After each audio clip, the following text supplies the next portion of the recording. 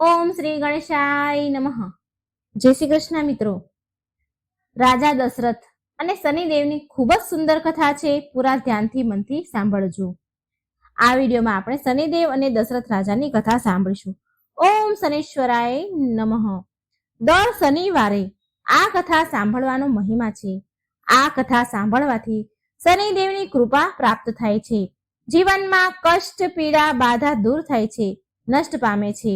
જેના જીવનમાં અતિશય દુઃખ, પીડા, કષ્ટ આવી રહ્યા છે તો તેમણે દર શનિવારે આ કથા જરૂર સાંભળવી.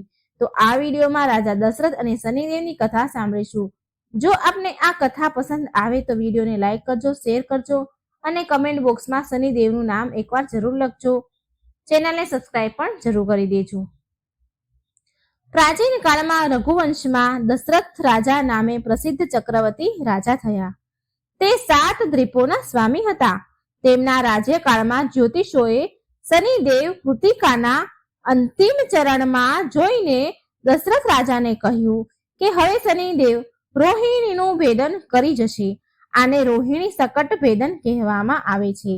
આ યોગ દેવતાગણ અને અસુર લોકો બંને માટે ભયજનક છે. આથી 12 વર્ષના ઘોર દુઃખદાયી દુષ્કાળ પડે છે. જ્યોતિષોની આ વાત દશરથ રાજા મંત્રીઓ સાથે બેઠા હતા તે સમયે સાંભળી હતી. આથી રાજા, મંત્રીઓ અને નગરજનો વ્યાકુળ બની ગયા.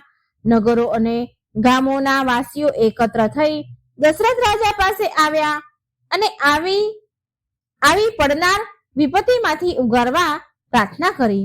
પોતાના નગરજનોની વ્યાકુળતા જોઈને રાજા દશરથ વશિષ્ઠ ઋષિ અને મુખ્ય બ્રાહ્મણોને ઉદ્દેશીને કહેવા લાગ્યા કે હે વિપ્રવરો, આ સમસ્યા કઈ રીતે ઉકેલવી તે અંગે મને કોઈ માર્ગદર્શન બતાવો. અને આ સાંભળી વશિષ્ઠ ઋષિ બોલ્યા, હે રાજન, પ્રજાપતિના આ નક્ષત્ર રોહિણીમાં જો શનિ શકટ ભેદન કરે તો પ્રજા દુખી થઈ જશે. આ યોગના દુષ્પ્રભાવને તો નષ્ટ કરવા બધા ઇન્દ્રાદિક દેવતાઓ પણ સમર્થ નથી. વશિષ્ઠજીના વચન સાંભળીને રાજા તો ચિંતિત થઈ ગયા. એમને ચિંતા થવા લાગી. પછી તેમણે નિશ્ચય કર્યો કે આ ભયજનક સ્થિતિને નિવારણ માટે કંઈક તો કરવું જોઈએ. થોડો વિચાર કરી અંતે તેઓ ઊભા થયા અને પોતાના દિવ્ય ધનુષ્ય તથા દિવ્ય આયુધો લઈ રથમાં બેસી તીવ્ર ગતિથી રથ ચલાવતા નક્ષત્ર મંડળમાં પહોંચી ગયા.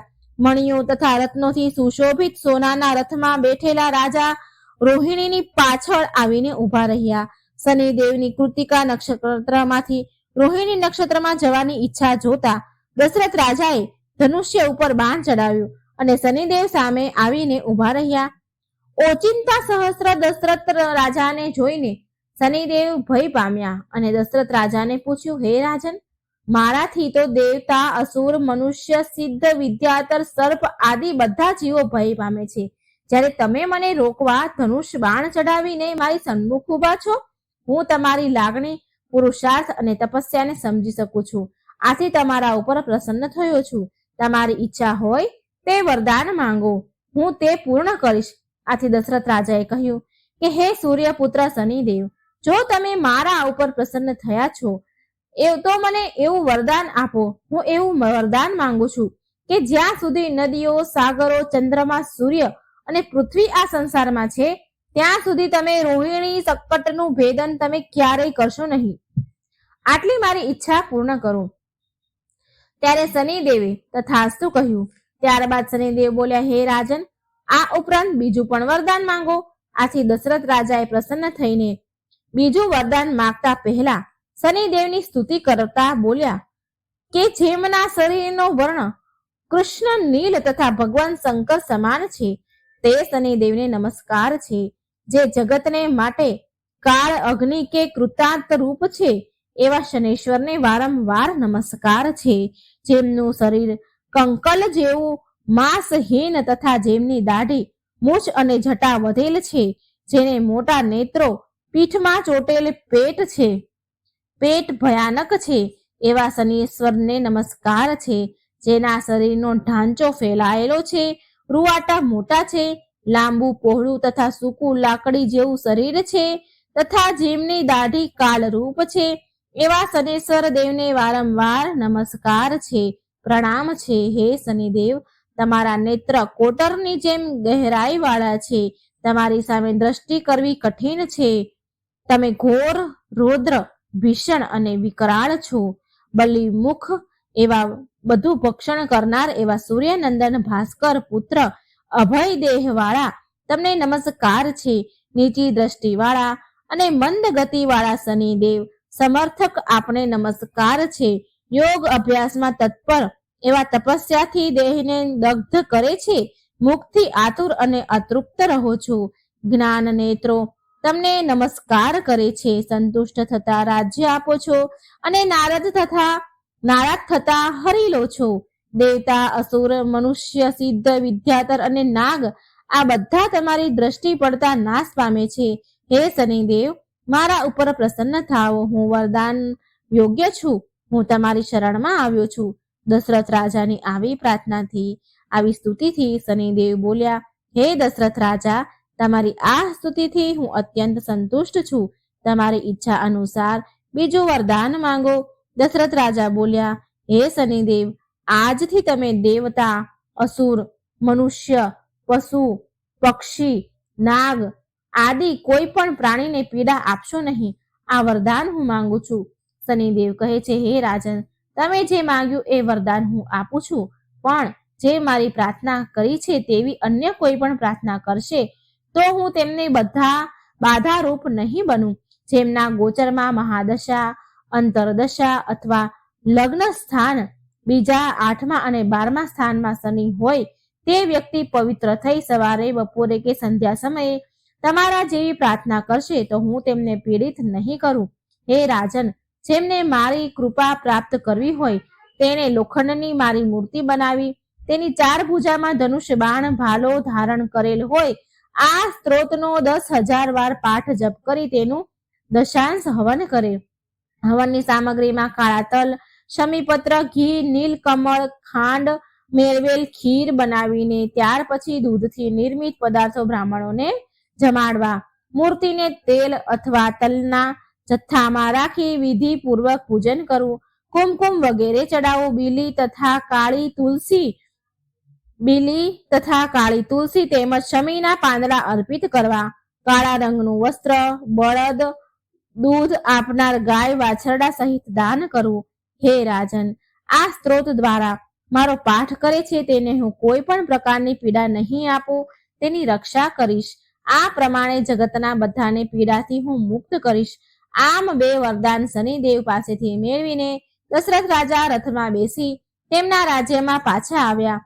તેમના બધા મનોરથ સિદ્ધ થયા.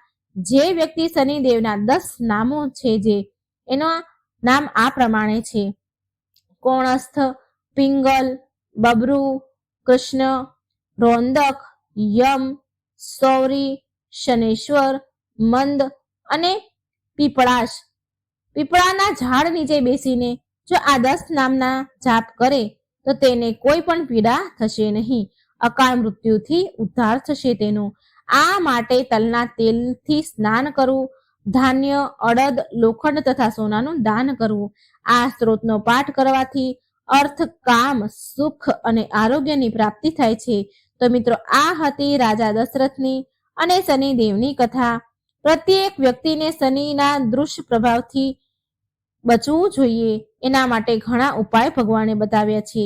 પ્રત્યેક વ્યક્તિને શનિદેવના દુષ્પ્રભાવ ભોગવવા જ પડે છે. આ દિવસોમાં ધૈર્ય ગુમાવવું નહીં, પરંતુ પ્રયત્નપૂર્વક શનિદેવની ઉપાસનાનો આરંભ કરવો. શનિદેવે પ્રસન્ન થઈને તેને કષ્ટ નહીં આપે. દર શનિવારે શ્રી શનિ ચાલીસાના પાઠ કરવા, શનિ મંત્રના જપ કરવા, શનિનો શાંતિ પાઠ કરવો, શનિદેવની સ્તુતિ કરવી. આ દરેક કાર્ય શનિવારે કરવાથી શનિદેવ પ્રસન્ન થશે. તેના ભક્તને જીવનમાં આવનાર દરેક કષ્ટ, દુઃખ, બાધા, પીડા, રોગ આદિનો નાશ કરશે. તેના જીવનમાં સુખ, શાંતિ, સમૃદ્ધિનો વાસ કરશે. તો મિત્રો, આ હતી શનિદેવ અને દશરથ રાજાની કથા. જો મિત્રો તમને વિડીયો સારો લાગે તો લાઈક અને શેર જરૂર કરજો અને આ ચેનલને સબસ્ક્રાઈબ કરવાનું ભૂલશો નહીં. ભગવાનની વાર્તાઓ શેર કરવાથી જો કોઈને સાંભળવા મળે છે આપણા થકી તો પણ આ એક પુણ્યનું જ કામ છે. તો મિત્રો, લાઈક અને શેર આ વાર્તાને જરૂર કરજો. આજે આપણે શનિવારે સાંભળવામાં આવતી શનિદેવની કથા સાંભળીશું. ખૂબ જ સુંદર કથા છે અને શનિદેવની સાડાસાતીથી લોકો કેમ ડરે છે, જે ન ડરવું જોઈએ એ વિશે પણ આપણે જાણીશું. તો પૂરા ધ્યાનથી મનથી આ વિડીયો સાંભળજો. શનિદેવની કૃપા મેળવવા માટે કૃપા કરી અંત સુધી જોડાયેલા રહેજો. જો તમે આ કથા સાંભળી જ રહ્યા છો તો પૂરી સાંભળજો. ભક્ત મિત્રો, ચાલો સાંભળીએ શનિદેવની કથા. પુરાણો અનુસાર ભગવાન શનિદેવનું બીજું નામ કૃષ્ણ પણ છે, જે સ્વયં ભગવાન શ્રી કૃષ્ણએ શનિદેવથી પ્રસન્ન થઈને, તેની તપસ્યાથી પ્રસન્ન થઈને તેમનું નામ કૃષ્ણ રાખ્યું હતું. પ્રિય ભક્તો, શ્રી કૃષ્ણ ભગવાનને પૂજવાથી તથા કીર્તન ભજન સાંભળવાથી પણ ભક્તો પર શનિદેવની કૃપા હંમેશા રહે છે. શનિવારના દિવસે કોઈ પણ ભક્તગણ આ કથા સાંભળે છે તો એના પર શનિદેવ સહિત શ્રી કૃષ્ણ ભગવાન તથા હનુમાનજીની પણ કૃપા રહે છે. તેમની બધી જ મનોકામના પૂરી થાય છે. પરિવારમાં સુખ શાંતિ આવી રહે છે, શાંતિ બની રહે છે. તેને સાડાસાતીની પીડા નથી સતાવતી. જો તમે ભક્તો આ કથા સાંભળી રહ્યા છો તો પૂરી સાંભળજો. કથાને અડધી છોડીને શ્રી કૃષ્ણ તથા શનિદેવનો અનાદર ન કરતા. જય શનિદેવ. ઓમ નમઃ શિવાય. મિત્રો, આપણે એ કથા સાંભળીશું કે ઓમ કૃષ્ણાય નમઃ મંત્રનો જાપ કરવા વાળા ભક્તનું શનિદેવ કલ્યાણ કેવું કરે છે, કેવી રીતે કલ્યાણ કર્યું. જે ભક્તગણ આજે દુર્લભ રહસ્યમય કથા સાંભળે છે એને મન ઈચ્છિત ફળની પ્રાપ્તિ થાય છે, એની હરેક મનોકામના પૂરી કરે છે ભગવાન. તેને શનિદેવની સાડાસાતીની દશા નથી સતાવતી. તો ભગવાન શનિદેવની કૃપા મેળવવા માટે તમે બધા આ કથાને બહુ શ્રદ્ધા અને ખુશ મનથી સાંભળજો. વિડીયો સારો લાગે તો મિત્રો લાઈક કરજો, શેર કરજો અને આ ચેનલને સબસ્ક્રાઇબ કરવાનું મિત્રો ભૂલશો નહીં. નર્મદા નદીના કિનારે એક ગામમાં બહુ મોટા સાહુકારનો પરિવાર રહેતો હતો. સાહુકારનું મૃત્યુ થઈ ચૂક્યું હતું. ઘરમાં સાહુકારની પત્ની અને તેના 2 દીકરા હતા અને મોટા દીકરાની વહુ હતી. સાહુકારનીનો નાનો દીકરો માનસિક રોગથી પીડાતો હતો. તેની માનસિક સ્થિતિ સારી ન હતી. સાહુકારની મોટી વહુ તારાને લગ્નના ઘણા વર્ષ વીતી ગયા, છતાં પણ હજી સુધી તેને સંતાન થયા ન હતા. આ કારણથી તારાના મનમાં હંમેશા એક ડર રહેતો હતો કે ક્યાંક તેનો પતિ સંતાન મેળવવા માટે બીજા લગ્ન ન કરી લે. જો એનો પતિ બીજા લગ્ન કરી લેશે તો એને સોતનનું દુઃખ સહન કરવું પડશે. આવો ડર એના મનમાં હતો. તો પ્રિય ભક્તો, આ ડરથી તારાએ એક યોજના બનાવી, ષડયંત્ર રચ્યું અને તેણે તેના ઘરમાં કામ કરવા વાળી નોકરાણી ચંદાના તેના દિયર ચંદન સાથે વિવાહ કરવા માટે તેની સાસુ અને તેના પતિને મનાવી લીધા. ચંદા સ્વભાવથી બહુ જ દયાળુ હતી અને કૃષ્ણ ભક્ત હતી. એ બાળપણથી જ એ સાહુકારનીના ઘરે કામ કરતી હતી. તેનું પોતાનું કોઈ જ ન હતું. હવે ચંદાના લગ્ન માનસિક રોગી ચંદનથી કરાવી દીધા તારાએ. થોડા વર્ષ બાદ ચંદાને એક સુંદર પુત્ર થયો. ચંદાએ એક સુંદર પુત્રને જન્મ આપ્યો. પણ ચંદાની જેઠાણી તારાએ ચંદાનું એ બાળક છીનવી લીધું અને તે ચંદાને ઘરમાંથી ધક્કા મારીને બહાર કાઢી મૂકી અને તારાએ તેના પતિને પક્ષમાં કરી લીધો, એના વશમાં કરી લીધો. પ્રિય ભક્તગણો, બિચારો ચંદન એ તો માનસિક રોગી હતો, તો એ કરી પણ શું શકે. અને એ સાહુકારની પણ ઈચ્છવા એના મન હોવા છતાં પણ એ કંઈ કરી ન શકી. એની નાની વહુ સાથે ખોટું થતું હતું પણ એ કંઈ બોલી ન શકી, એ કંઈ કરી ન શકી. આ તો મિત્રો તારાની ચાલ હતી. તેણે તો ક્યારેય ચંદાને પોતાની દેરાણી માની જ ન હતી. એ તો માત્ર ચંદા પાસેથી એનું બાળક લેવા માંગતી હતી, જેથી એ પાળી પોષી મોટો કરે અને તેનું એ નામ આપી શકે. આ કારણથી એને આવી ચાલ રમી. હવે જુઓ, ચંદાના વારંવાર રડવાથી કરગરવા છતાં પણ તારા માની નહીં અને તેને તો ગામમાંથી જ બહાર કાઢી મૂકી. હવે ચંદા ગામ ભટકવા લાગી. એનું કોઈ હતું નહીં, ક્યાં જાય. ગામો ગામ ભટકવા લાગી. ભટકતા એ ભગવાન કૃષ્ણના એક જૂના મંદિરમાં પહોંચી ગઈ. ત્યાં તેણે ભગવાન પાસે ન્યાયનો પોકાર કર્યો, ન્યાય માંગ્યો અને એ તેનું માથું ભગવાનની ચોખટ પર પછાડવા લાગી તથા લગાતાર ઓમ કૃષ્ણાય નમઃ મંત્રનો જાપ પણ કરતી રહી. પ્રિય ભક્તો, એ સ્ત્રીની કરુણ પુકાર ન્યાયના દેવતા શનિદેવે સાંભળી તથા ભગવાન શ્રી કૃષ્ણના આદેશથી તરત જ ચંદા પાસે શનિદેવ ઉપસ્થિત થઈ ગયા. સાધારણ મનુષ્યનું રૂપ ધારણ કરીને ચંદા પાસે આવ્યા. ચંદાને તેની જાતને પીડા ન પહોંચાડવા માટે શનિદેવે કહ્યું અને કહ્યું કે હે બહેન, તું ભગવાન શ્રી કૃષ્ણ ઉપર વિશ્વાસ રાખ અને ઓમ કૃષ્ણાય નમઃ મંત્રનો જાપ કરતી રહે. તારું જરૂર કલ્યાણ થશે બહેન. તારું જે પણ દુઃખ છે એ બધું જ દુઃખ ભગવાન શ્રી કૃષ્ણ હરી લેશે અને શનિદેવની કૃપાથી તારું મંગળ થશે. આ સાંભળી ચંદાને ધીરજ ધારણ થઈ ભગવાન શ્રી કૃષ્ણની આરાધનામાં એ લાગી ગઈ. શનિદેવનું ધ્યાન કરતા ચંદા ઓમ કૃષ્ણાય નમઃ મંત્રનો જાપ કરવા લાગી. હવે શનિદેવ એક સાધુનો વેશ ધારણ કરીને સાહુકારનીના ઘરે પહોંચ્યા અને અલખ નિરંજનનો અલખ જગાવ્યો. ત્યારે ઘરની બહાર સાહુકારની નીકળી અને તેણે ભિક્ષા માંગી. તે સાધુને પ્રણામ કર્યા. સાહુકારનીએ ભિક્ષા આપી અને સાધુ મહારાજને પ્રણામ કર્યા. ત્યારે સાધુ રૂપી શનિદેવે કહ્યું, હે દેવી, મેં સાંભળ્યું છે કે તમારા ઘરમાં કોઈ માનસિક રોગી છે. મેં 7 વર્ષથી હિમાલયના જંગલમાં ભટકતા બહુ જ દુર્લભ જડીબુટ્ટી ભેગી કરી છે, જે બધા જ પ્રકારના રોગને સમાપ્ત કરી દે છે. જો તમે કહો તો તમારા ઘરમાં જે દર્દી છે એને હું સાજા કરી શકું એમ છું. પ્રિય ભક્તો, એ સાહુકારની બોલી, હે મહાત્મા, અહો ભાગ્ય અમારા જે તમે અહીં પધાર્યા. મારો નાનો દીકરો જે માનસિક રોગથી બીમાર છે, તમે એને સાજો કરી દો. તમે ઈચ્છો જે કહેશો એ હું તમને આપીશ. આવો, ઘરની અંદર આવો. સાહુકારનીએ તેનો દીકરો ચંદન સાધુ મહારાજને દેખાડ્યો, જે હવે ચંદાના ચાલ્યા જવાથી બહુ જ દુઃખી રહેતો હતો. સાધુ મહારાજે તેના કમંડળમાંથી જળ નીકાળી તેને અભિમંત્રિત કરીને ચંદનને પીવા માટે આપ્યું. એ જળને પીતા જ ચંદન બિલકુલ સારો થઈ ગયો અને સાધુ મહારાજે તારાને પણ બહુ જ સમજાવી કે એ ચંદાનો દીકરો એને પાછો આપી દે અને તેની ભૂલને સ્વીકારી લે. પરંતુ તારા તો જિદ્દી માની નહીં અને એ તો ઉપરથી સાધુ મહારાજને જ વઢવા લાગી, ખીજાવા લાગી, ગુસ્સો કરવા લાગી, ત્યાં સુધી કે ચંદનનું સાજું થવાનું પણ તેને ગમ્યું નહીં. એને ઈર્ષા થઈ. આ વાતથી શનિદેવ ખૂબ નારાજ થયા, રૂષ્ટ થઈ ગયા અને ભગવાન શનિદેવની દશા તારાને લાગી ગઈ અને એ માનસિક રોગી થઈ ગઈ. તારા તેનો એક હાથમાં લકવા થઈ ગયો. સાધુ મહારાજના બતાવ્યા અનુસાર ચંદન એની પત્ની ચંદાને ઘરે લઈ આવ્યો અને તેની પત્ની અને બાળક સાથે હસી ખુશી જીવન જીવવા લાગ્યો. પ્રિય ભક્તો, તારાને શનિદેવે એના કર્મના ફળની સજા આપી અને ચંદાના માત્ર ઓમ કૃષ્ણાય નમઃ મંત્રનો જાપ કરવાથી એના પર કૃપા વરસાવી અને તેનો બાળક પણ મળી ગયો, તેનો પરિવાર મળી ગયો, પતિ પાછો મળી ગયો અને તેનો પતિ સ્વસ્થ પણ થઈ ગયો. જય શનિદેવ. જેવી કૃપા તમે ચંદા ઉપર કરી, તેના પતિ ઉપર કરી, એવી કૃપા સહુ પર વરસાવજો. સૌનું દુઃખ દૂર કરજો. જય શનિદેવ. મિત્રો, મહત્વપૂર્ણ જાણકારી એ કે મિત્રો, સાડા સાતી શું છે આ વિશે તમને મહત્વપૂર્ણ વાત કહેવા જઈ રહી છું.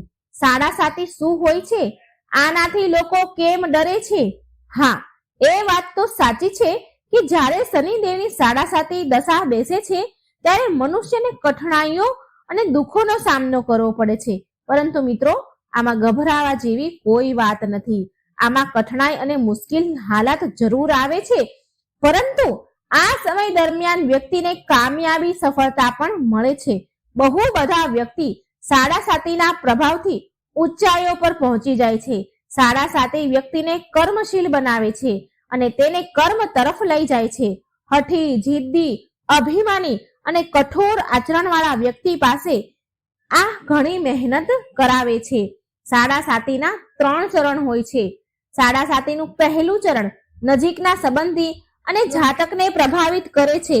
સાડા સાતીનું બીજું ચરણ વ્યાપાર અને ગૃહસ્થને પ્રભાવિત કરે છે.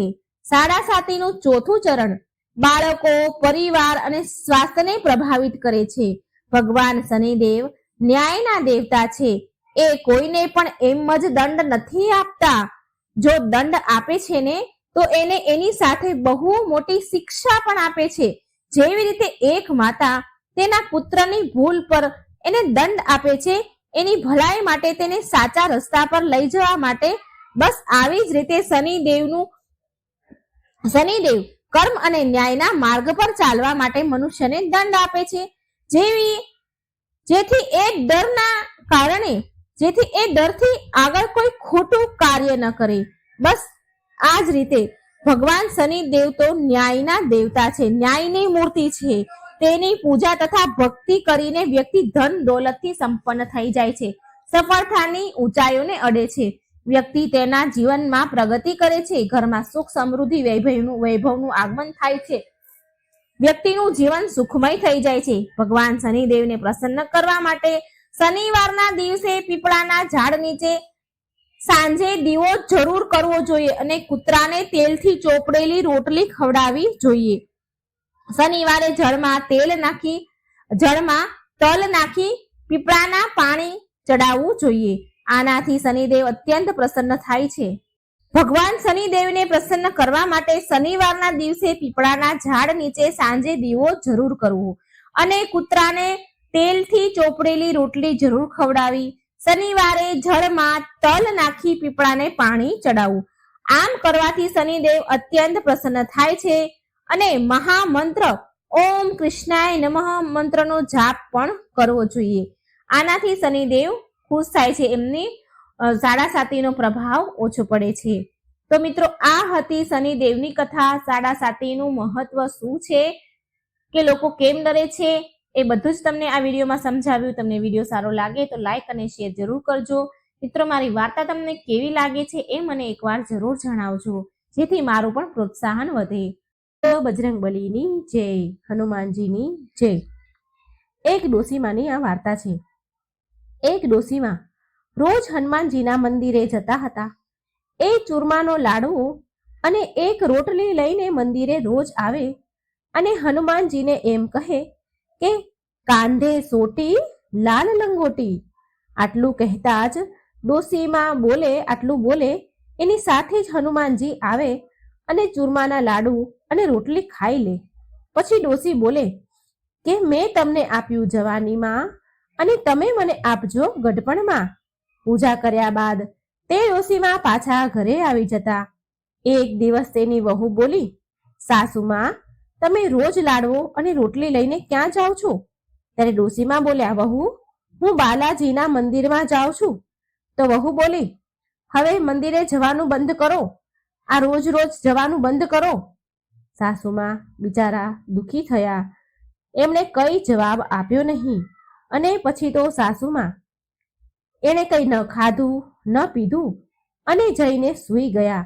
સૂતા સૂતા એ ડોસીમાને 5 દિવસ થઈ ગયા. એક દિવસ તો હનુમાનજી એના સપનામાં આવ્યા અને બોલ્યા કે તમે મને આપ્યું જવાનીમાં, હું તમને આપું છું ગઢપણમાં. ત્યારે ડોસીમાં કહે છે, આજે તો તમે મને આપી રહ્યા છો, પણ રોજ કોણ આપશે? આટલું કહી હનુમાનજી બોલ્યા કે હું રોજ આપીશ. આ સાંભળીને ડોસીમાં તો ખુશ થઈ ગયા અને ચૂરમાનો લાડવો ખાઈ લીધો. આ બાજુ ડોસીમાની વહુ પાસે હવે કંઈ પણ વધ્યું ન હતું. કામ ધંધામાં ખોટ થવા લાગી. એક દિવસ વહુએ વિચાર્યું કે ચાલ તો ખરી, હું સાસુમાને જોઈ આવું તો ખરી. 7 દિવસ થઈ ગયા છે, મેં તો સાસુમાને જમવાનું પણ નથી આપ્યું. તો તે ડોસી બરાબર જામી છે, તંદુરસ્ત થઈ ગઈ છે, બરાબર શરીર થયું છે એનું. એટલે એની સાસુ પાસે ગઈ અને બોલી કે મેં તો તમને જમવાનું પણ નથી આપ્યું 7 દિવસથી, તમે શું ખાવ છો? તો ડોસીમાં બોલ્યા કે વહુ, મને તો હનુમાનજી મીઠા લાડવા અને રોટલી આપી જાય છે, હું એ જ ખાઉં છું. આ સાંભળીને વહુ તો હેરાન રહી ગઈ અને સાસુમાના પગમાં પડી ગઈ અને બોલી, માફી માંગી અને કહે છે, માજી, અમે તો તમારા ભાગ્યનું જ ખાઈએ છીએ. અમારા ઘરમાં તો હવે કંઈ પણ નથી રહ્યું. અન્ન ધન બધું સમાપ્ત થઈ ગયું છે. હવે તમે પાછા ઘરે આવો અને તમારું ઘર સંભાળો. પછીથી ડોસીમાં એમના ઘરે ગયા અને પછીથી રોજ ડોસીમાં મંદિરે જઈને હનુમાનજીને લાડુ અને રોટલી લઈને જતા અને ભોગ ધરાવતા અને પછી એનું ઘર ઘણું અન્નધનથી ભરાઈ ગયું. હનુમાનજીની કૃપા થઈ. હે હનુમાનજી, જેવી કૃપા તમે ડોસીમા પર કરી એવી કૃપા તમારા બધા ભક્ત પર કરજો. આ કથા સાંભળનાર, વાંચનાર, આ વિડીયો જોનાર બધા ઉપર તમારી કૃપા વરસાવજો. જય હનુમાન દાદા. હવે આપણે મિત્રો સાંભળીશું શનિદેવ અને હનુમાનજીની કથા. જય શનિદેવ, જય હનુમાન. મિત્રો, આપણે બધા જ જાણીએ છીએ કે શનિદેવને ન્યાયના દેવતા માનવામાં આવે છે. સૂર્યપુત્ર શનિદેવને ખુશ કરવા માટે આપણે બહુ બધા ઉપાયો કરતા હોઈએ છીએ. શનિદેવની દશાથી બચવા માટે એવું માનવામાં આવે છે કે શનિદેવના પ્રકોપથી વ્યક્તિના ખરાબ દિવસ આવવાના શરૂ થઈ જાય છે. પણ શું તમે જાણો છો કે શનિદેવ હનુમાનજીના ભક્તોને ક્યારેય હેરાન નથી કરતા? હવે આના પાછળનું કારણ શું છે એ હું તમને કહું છું. જ્યારે રાવણના પુત્ર મેઘનાથનો જન્મ થયો હતો એ સમયે આકાશમાં શનિદેવનો બહુ પ્રકોપ હતો, બહુ પ્રભાવ હતો અને શનિદેવના આ પ્રભાવના કારણે મેઘનાથના અમર થવાનો યોગ તો ખતમ જ થઈ ગયો હતો. આ વાત જાણીને રાવણને ખૂબ ક્રોધ આવ્યો. રાવણ બહુ મોટો યોગી હતો. ક્રોધમાં આવેલ રાવણે તેના યોગના બળ દ્વારા શનિદેવને લંકામાં કેદ કરી લીધા. ત્રેતા યુગમાં જ્યારે મા સીતાને શ્રી રામ દ્વારા મોકલેલ વીંટી આપવા માટે હનુમાનજી લંકા આવ્યા તો તેમણે શનિદેવને એક કેદીના રૂપમાં કેદ થયેલા જોયા. હનુમાનજી શનિદેવને ત્યાં જોઈને તો હેરાન થઈ ગયા અને તેમને આનું કારણ પૂછ્યું. શનિદેવે એને બતાવ્યું હનુમાનજીને કે હું શનિદેવ છું. રાવણે એના યોગ બળથી મને અહીં કેદ કરી મૂક્યો છે. શનિદેવે હનુમાનજીને ત્યાંથી છોડાવવા માટે આગ્રહ કર્યો, વિનંતી કરી. ત્યાર પછી જ્યારે હનુમાનજીએ શનિદેવને રાવણથી મુક્તિ અપાવી તો શનિદેવ ખુશ થઈ ગયા અને હનુમાનજીને વરદાન માંગવા માટે કહ્યું. ત્યારે હનુમાનજીએ કહ્યું કે કળિયુગમાં જે પણ મારો ભક્ત હશે અને મારી આરાધના કરશે તો તમે તેને ક્યારેય પણ અશુભ ફળ નહીં આપો. ત્યાર પછીથી શનિવારે હનુમાનજીની પણ પૂજા કરવામાં આવે છે અને બધા જ હનુમાન ભક્તો પર શનિદેવની કૃપા રહે છે. કહેવાય છે કે લંકાથી પ્રસ્થાન કરતી વખતે શનિદેવે લંકા પર એમની વક્ર દ્રષ્ટિ નાખી હતી અને આ જ કારણથી રાવણ અને તેના પૂરા કુળનો યુદ્ધમાં નાશ થઈ ગયો હતો. આના સિવાય એક બીજી પણ એવી કથા છે કે એકવાર હનુમાનજી તેમના પ્રભુ શ્રી રામનું સ્મરણ કરી રહ્યા હતા. એ સમયે શનિદેવ ત્યાં આવી ગયા અને કહેવા લાગ્યા કે હવે કળિયુગ પ્રારંભ થઈ ગયો છે. આ યુગમાં હનુમાનજી તમારું શરીર દુર્બળ છે અને મારું શરીર બળવાન થઈ ગયું છે અને હવે હું તમારા શરીર પર સાડા સાતી બનીને આવી રહ્યો છું. શનિદેવને બિલકુલ અહેસાસ ન હતો કે હનુમાનજી રઘુવીરના પરમ ભક્ત છે અને એના શરીર પર કોઈ પણ પ્રકારની દશાનો કોઈ પણ પ્રકારનો પ્રભાવ થતો નથી, પડી શકે નહીં. હનુમાનજીએ શનિદેવને કહ્યું કે તમે મને મારા પ્રભુ શ્રીરામનું સ્મરણ કરવા દો. મારા શરીર અને મારી આત્મા પર મારા પ્રભુ શ્રી રામ સિવાય બીજું કોઈ ન આવી શકે. મારા શરીર અને મારી આત્મા પર પ્રભુ શ્રી રામનો જ વાસ છે. પણ શનિદેવ તો માન્યા નહીં. તેમણે કહ્યું કે પૂરી સૃષ્ટિ પર મારી દ્રષ્ટિ છે અને તમે આનાથી ન બચી શકો, તમે આનાથી દૂર ન રહી શકો. જ્યારે શનિદેવ માન્યા નહીં તો હનુમાનજી બોલ્યા કે તમે મારા શરીરમાં ક્યાં બેસવા માંગો છો શનિદેવ? તો શનિદેવે બહુ ગર્વ સાથે કહ્યું કે હું પહેલા 2.5 વર્ષ મસ્તક પર બેસીને બુદ્ધિને વિચલિત કરું છું. બીજા 2.5 વર્ષ હૃદયમાં બેસીને હું મનુષ્યને અભદ્ર દુષ્ટ બનાવી દઉં છું અને છેલ્લા 2.5 વર્ષ હું પગમાં બેસીને તેને ભટકાવું છું. અને શનિદેવના માન્યા નહીં અને હનુમાનજીના મસ્તક પર આવીને બેસી ગયા. તો હનુમાનજીએ એમના માથા ઉપર એક પર્વત મૂકી દીધો. આ જોઈ શનિદેવ ગભરાઈ ગયા અને તેમણે કહ્યું, હનુમાનજી તમે આ શું કરી રહ્યા છો? હનુમાનજીએ જવાબ આપ્યો કે હું મારી ખંજવાળ મટાડી રહ્યો છું, મને ખંજવાળ આવી રહી છે. આમ કહીને હનુમાનજીએ એક બીજો પર્વત એના માથા ઉપર મૂક્યો. તો શનિદેવ બોલ્યા, હનુમાનજી તમે આને ઉતારો, હું તમારી વાત માનવા તૈયાર છું. તો ફરી હનુમાનજીએ એક ત્રીજો પથ્થર તેમના માથા ઉપર મૂકી દીધો. હવે શનિદેવ ગભરાઈ ગયા અને બોલ્યા કે હું ક્યારે તમારી આસપાસ પણ નહીં આવું. તો ફરી પાછા હનુમાનજીએ એક ચોથો પર્વત તેમના માથા ઉપર મૂક્યો. હવે શનિદેવને કઈ સમજાતું ન હતું. શનિદેવ હનુમાનજીને કહેવા લાગ્યા કે હું ન ક્યારે તમને હેરાન કરીશ અને ન તમારા ભક્તોને હેરાન કરીશ. મિત્રો, આ જ કારણ છે કે હનુમાનજીના ભક્તોને શનિદેવ ક્યારેય હેરાન નથી કરતા. મિત્રો, જો તમે પણ હનુમાનજીની આરાધના કરો છો તો તમારે પણ શનિદેવથી ભયભીત થવાની જરૂર નથી. શનિદેવ એમની કૃપા તમારા પર હંમેશા રાખશે. જય શનિદેવ. શનિદેવની એક અન્ય કથા. એક ગામમાં એક બ્રાહ્મણ તેના પરિવાર સાથે રહેતો હતો. એકવાર જ્યારે તે સૂઈને ઉઠ્યો તો એ બહુ ચિંતામાં હતો. તે તેના પત્નીને પૂછે છે, એટલે તેની પત્નીએ એને પૂછ્યું. જ્યારે બ્રાહ્મણ ઉઠ્યા તો ચિંતામાં હતા તો એની પત્નીએ પૂછ્યું કે તમે સવારમાં કઈ ચિંતામાં ડૂબ્યા છો? શું ચિંતા છે? તો બ્રાહ્મણ બોલ્યા કે આજકાલ મને સપનામાં રોજ એક વ્યક્તિ નીલા એટલે કે વાદળી કપડાં પહેરેલા દેખાય છે અને કહે છે કે હું તને લાગીશ. આ સાંભળી તેની પત્ની બોલી, અરે આ તો શનિદેવ છે અને તમારા ઉપર શનિની દશા લાગવાની છે. હવે જ્યારે એ તમારા સપનામાં આવે ને તો તમે એમ કહેજો કે લાગી જાઓ, પણ સવા પહોરથી વધારે હા ન ભરતા, હા ન કહેતા. બીજા દિવસે બ્રાહ્મણને રાતમાં એવું જ સપનું આવ્યું. એટલે બ્રાહ્મણ બોલ્યા, લાગી જાઓ. તો શનિદેવ બોલ્યા, બ્રાહ્મણ હું 7.5 વર્ષ સુધી લાગીશ. બ્રાહ્મણ બોલ્યા, નહીં મહારાજ, આ તો મારાથી સહન નહીં થાય. તો શનિદેવ બોલ્યા, ઠીક છે, તો 5.5 વર્ષ માટે લાગીશ.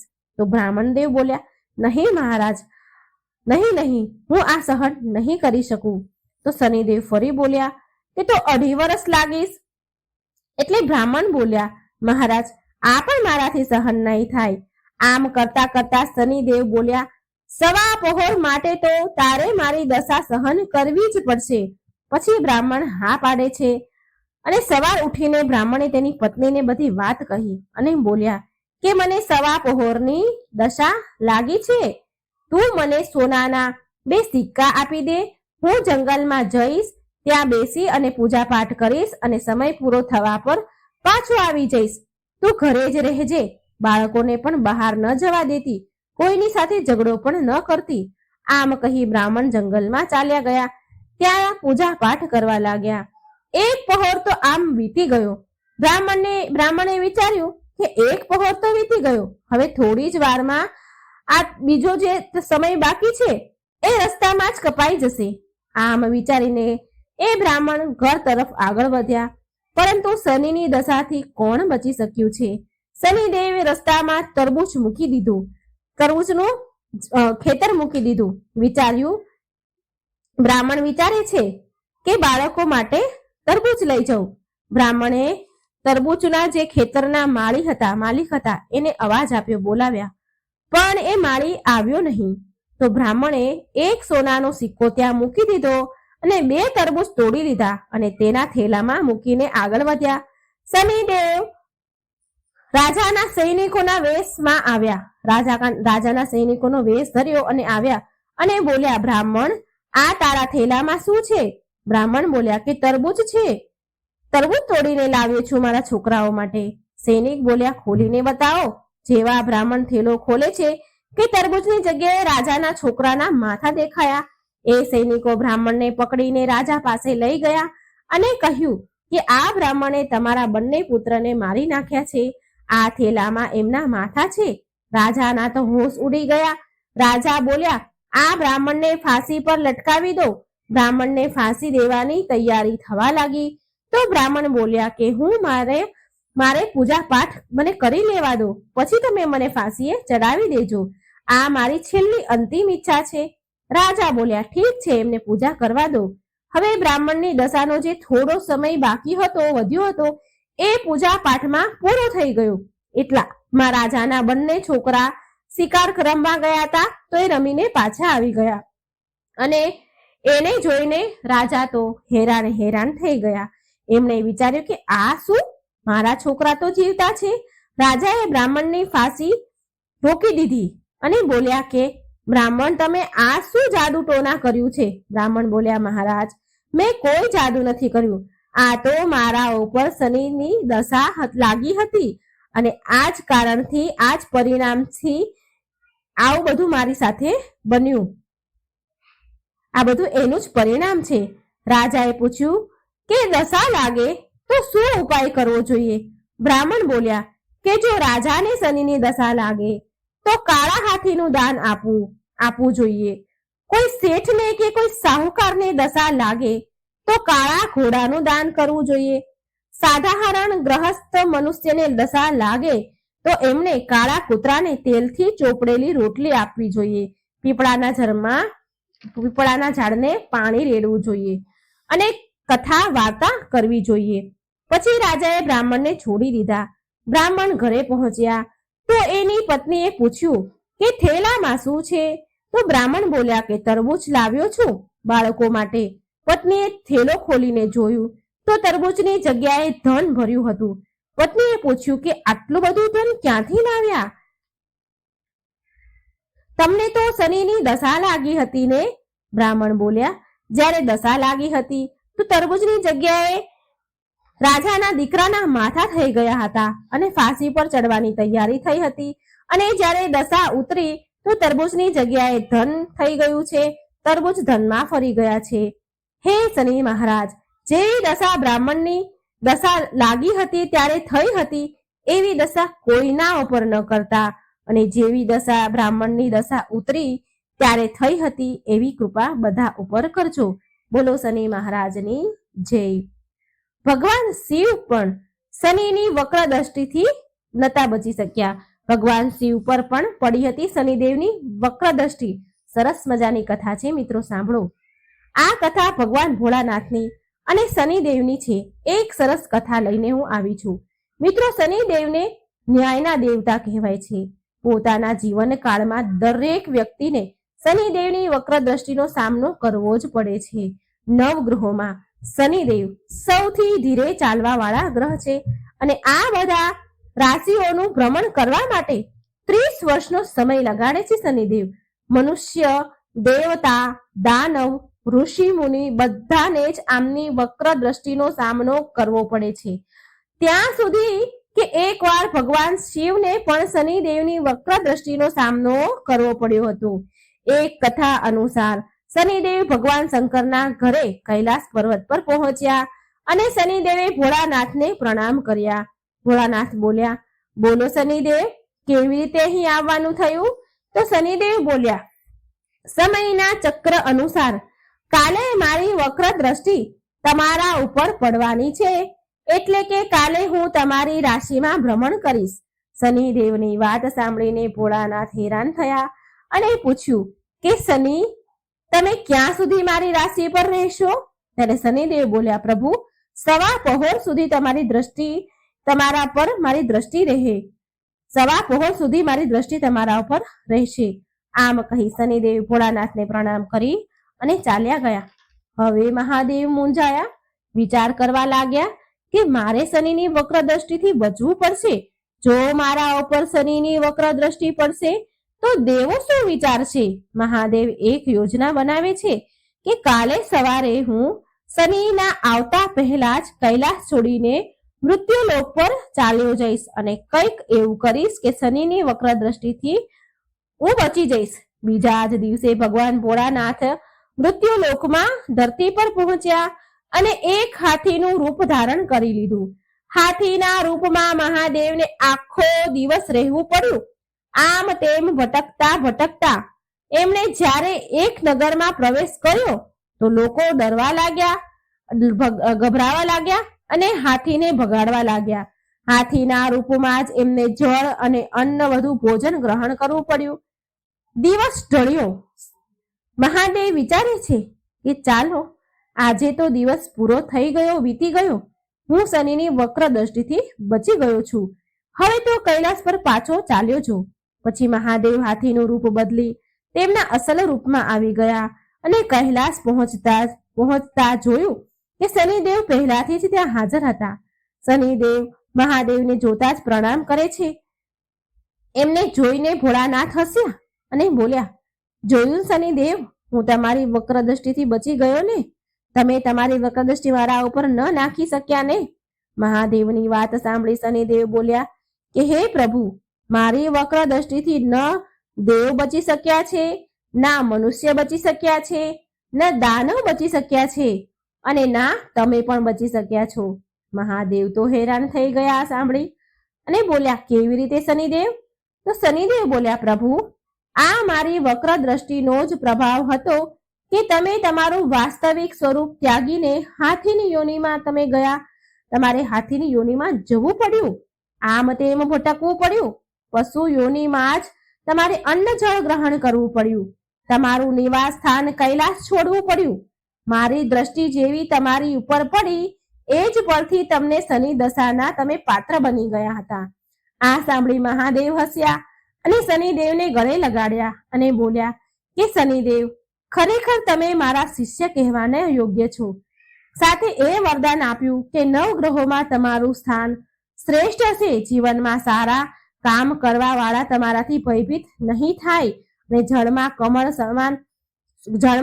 કમળ સમાન સુરક્ષિત રહેશે. આવી રીતે શનિદેવની દ્રષ્ટિનો સામનો બધાને જ કરવો પડે છે. પણ જે ધર્મના અનુકૂળ આચરણ કરે છે, દયા, સદભાવના, પ્રેમ અને સુવિચાર રાખે છે, એ બધા જ સુખ મેળવે છે.